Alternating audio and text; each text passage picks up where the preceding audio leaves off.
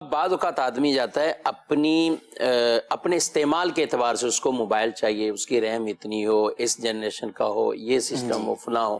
یہ ساری اس کو بتا دی جاتی ہے کہ نہیں یہ بالکل وہی ہے، اسی کوالٹی کا ہے، یہ سب کچھ ہے، اور مارکیٹ کے اندر بھی اس کا 50,000 روپے ریٹ ہے، اور آپ کہیں سے بھی پتہ کر لیں سب کچھ۔ اب وہ یہ ساری چیزیں اپنی بھی اس نے بیان کر دیں،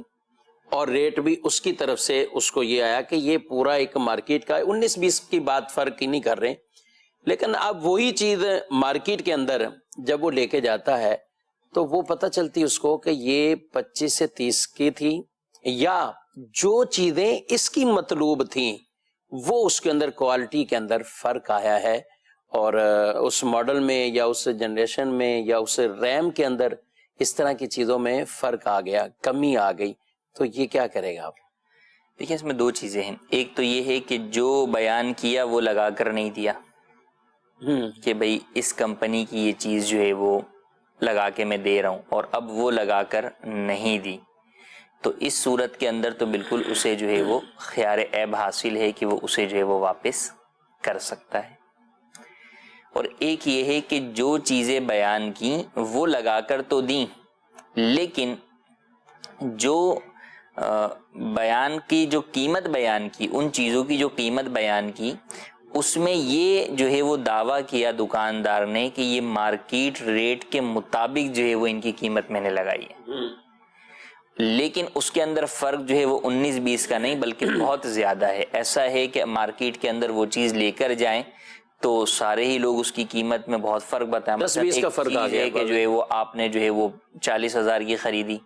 اور دکاندار نے یہ کہا کہ یہ مارکیٹ میں بھی 40,000 کی ہے، تو اب چلیں ہو سکتا ہے کہ کسی جگہ پر آپ کو جو ہے وہ 39 کی جو ہے وہ مل جائے، یا 40 کی مل جائے، یا 41 کی مل جائے، یوں تو جو ہے وہ ہوتا ہے۔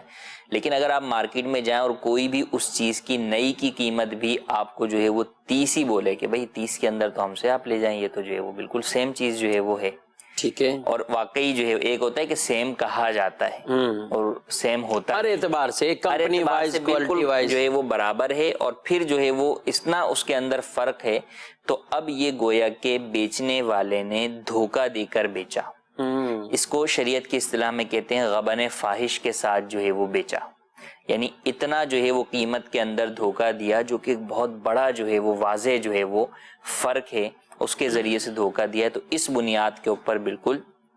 اسے یہ جو خرید و فروخت کا یہ جو ایگریمنٹ ہوا ہے، ان کا یہ جو معاہدہ ہوا ہے، یہ خرید و فروخت ہوئی ہے، اس کو کینسل کرنے کا اختیار حاصل ہے کہ یہ اس کو کینسل جو ہے وہ کر سکتا ہے بالکل، اور دکاندار کو جو ہے وہ واپس لینا ہوگا۔ یہاں پہ دکاندار یہ نہیں کہہ سکتا، اس میں ابھی عیب نہیں ہے، عیب نہیں، یعنی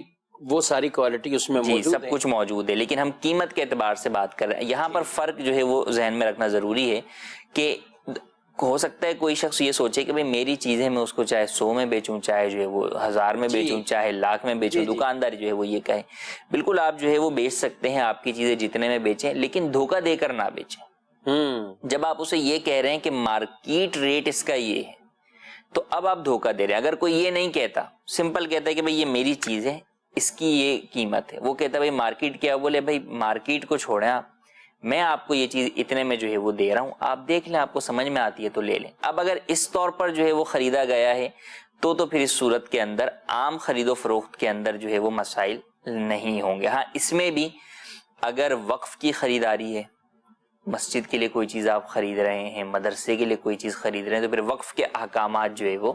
جدا جو ہے وہ ہوتے ہیں، تو لہٰذا اس بات کا خیال رکھنا، تو غبن فاحش والی صورت میں وہاں پر بھی جو ہے وہ ریٹرن کرنے کا جو ہے وہ صورتیں بنیں گی، تو ان باتوں کا بھی خیال رکھنا ضروری ہے۔